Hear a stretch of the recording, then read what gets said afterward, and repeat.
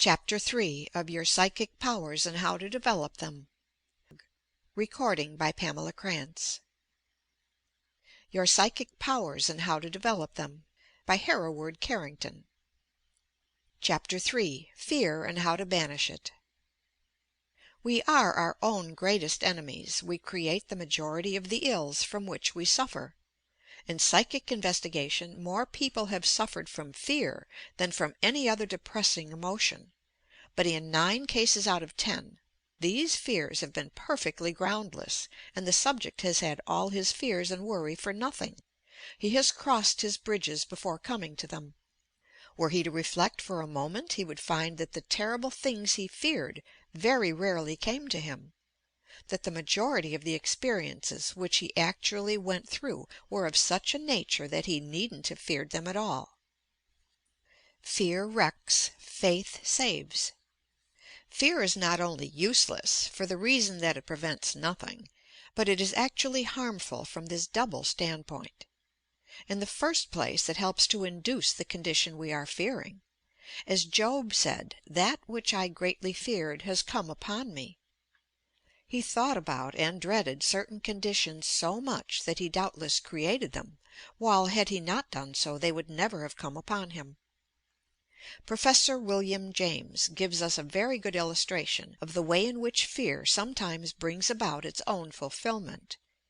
He says, "Suppose that, for example, I am climbing in the Alps, and have the ill luck to work myself into a position from which the only escape is by a terrible leap. Being without similar experience, I have no evidence of my ability to perform it successfully, but hope and confidence in myself make me sure that I shall not miss my aim, and nerve my feet to execute what without those subjective emotions would perhaps have been impossible. But suppose that on the contrary the emotions of fear and mistrust predominate, or suppose that I feel that it would be sinful to act upon an assumption unverified by previous experience, why then I shall hesitate so long that at last, exhausted and trembling, and launching myself in a moment of despair, I miss my foothold and roll into the abyss. In this case, and this is one of an immense class, the part of wisdom clearly is to believe what one desires, for the belief is one of the indispensable preliminary conditions for the realization of its object. There are then cases where faith creates its own verification. Believe and you shall be right, for you shall save yourself. Doubt and you shall again be right, for you shall perish. The only difference is that to believe is greatly to your advantage. The obvious lesson to be drawn from this is that you should not fear the unknown or unseen until you have had just cause to do so. If you do, it will predispose you to experience the very manifestations you most dread. Evil effects of fears upon the body. In the second place, fear has a destructive and depressing effect upon the body. It depletes the vitality, lowers the respiration, and doubly incapacitates you from performing any serious rational work, or carrying on any rational common sense train of thought. Fear, therefore, is certainly to be avoided, for it helps nobody and harms everybody.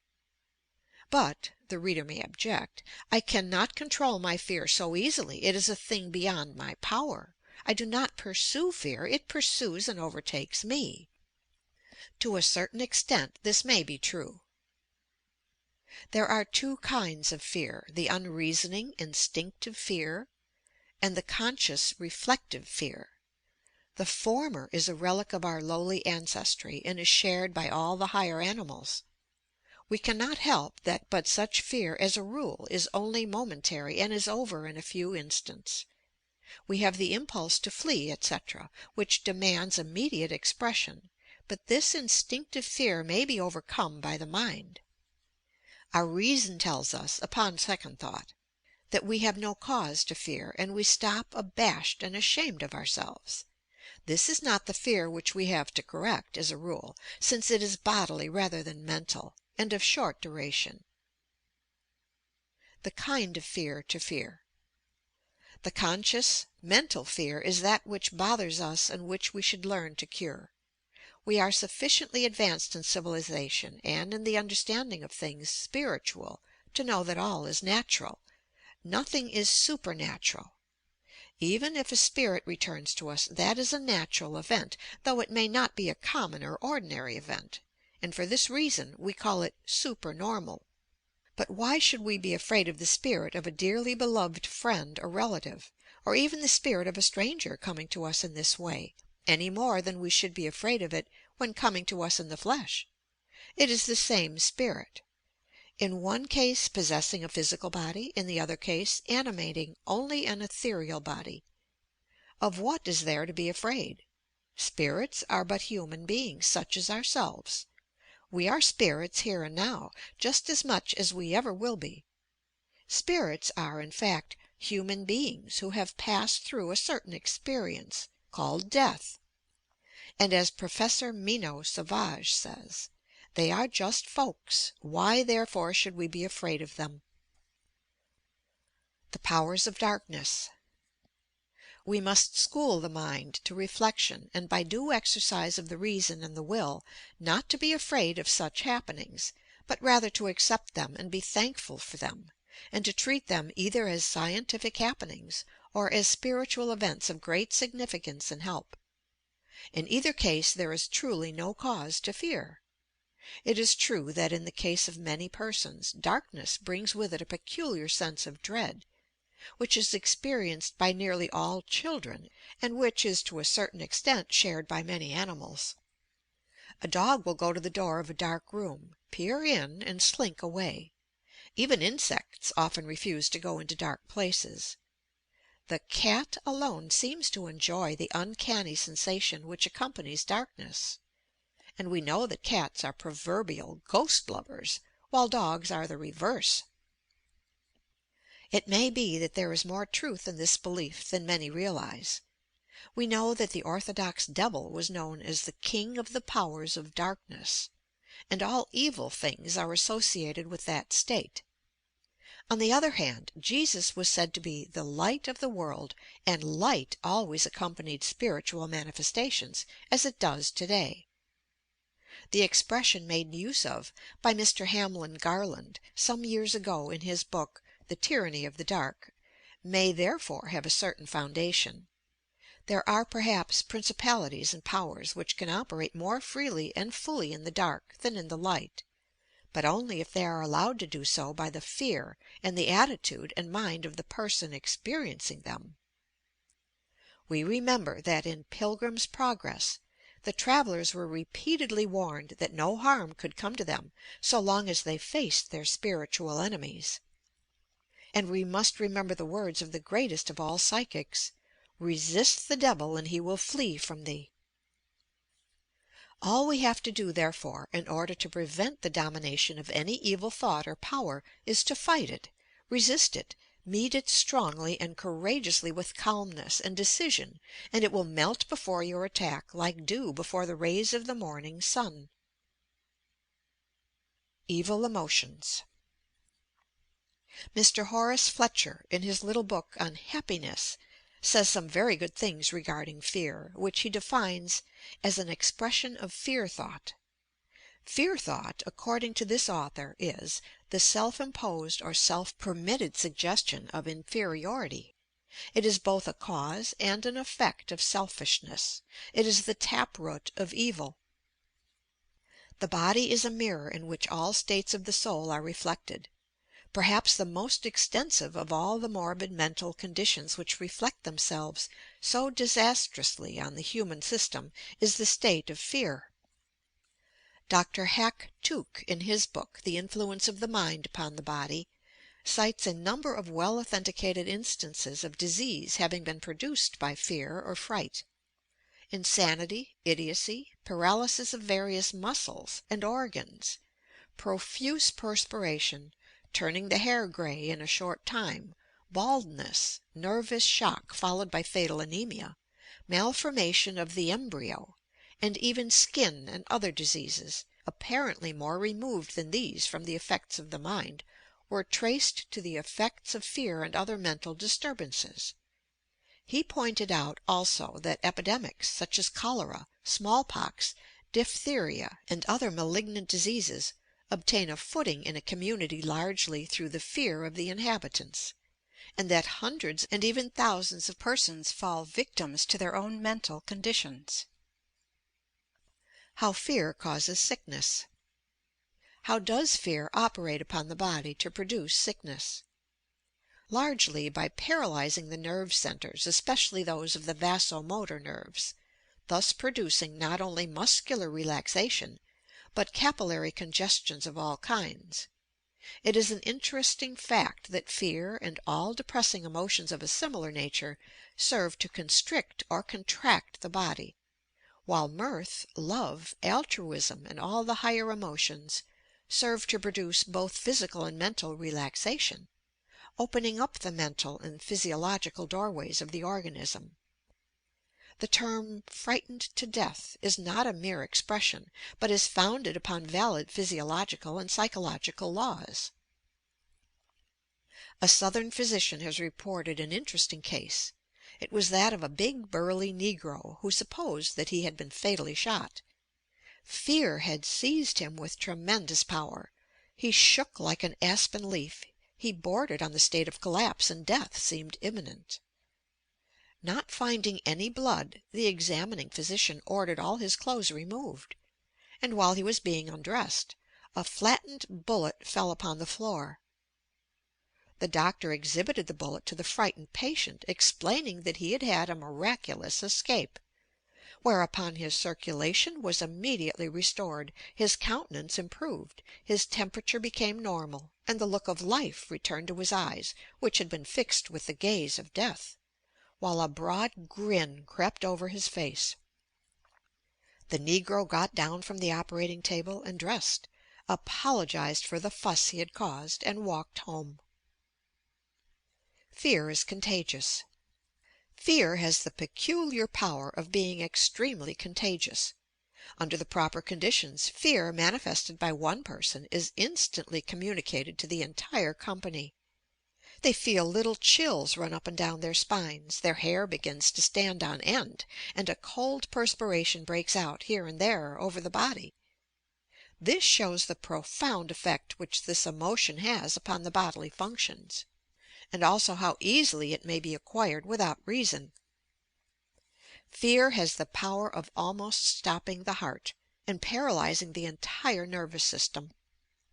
A peculiar fatigue is also caused by fear, as has been proved by delicate experiments. A natural and normal way to overcome fear, under such conditions, is to open the mind to natural faith and normal trust. Let the psychic forces be allied with faith and health. Let fear be finally and forever cast down and banished from the mental domain. This may often be brought about by reasoning, though an effort of will is generally necessary also. A determined opposition accompanied by trust, faith in wise protection, faith in your own powers, and in the help of friendly spiritual monitors, are of the greatest use and benefit in overcoming this great monster, fear. The fear of evil spirits. Many people are afraid of evil spirits, being alarmed lest they should influence them against their will, and cause them to do certain things which they would not normally care to do, even to the point of obsessing them. There is a real danger here to a certain extent, which will be dwelt upon and explained in the chapter on Obsession, but let it be pointed out that the only way to prevent such things is to keep up a normal, healthful, resistant attitude of mind, and not to give way to fear, which would be doing the very thing to invite attack. Let us recall once more the words of Job in this connection. So long as the sea walls or dikes of Holland are sound and unimpaired, the ocean is kept within its proper limits and cannot break through and flood the land, as it sometimes does when these walls are destroyed. As we know, a tiny little hole through which the merest trickle of water can pass, will, unless repaired, soon become a wide crevice and then a roaring torrent. The most important thing to do is to check this in its inception, for it is easy to prevent the ingress of the water, if taken in time, Better still, it would be far easier to keep the sea walls in such repair that accidents of this kind would be impossible, for prevention is better than cure. Applying this to the case before us, we can see that the very first symptoms of fear must be checked as soon as they arise, for if they are allowed to continue, they will spread and work havoc in the mind, just as the waters would work havoc upon the land. The thing to do is to keep the mind so guarded, strengthened, and repaired by healthful exercise, intelligent cultivation, and control in the exercise of the will, that fear can never batter down its ramparts, and even should it attack the citadel of the mind, it would be quite unable to find a lodgment within this impregnable fortress. The fear of being hypnotized. What has been said applies also to the action of hypnotic influences, which many persons fear greatly.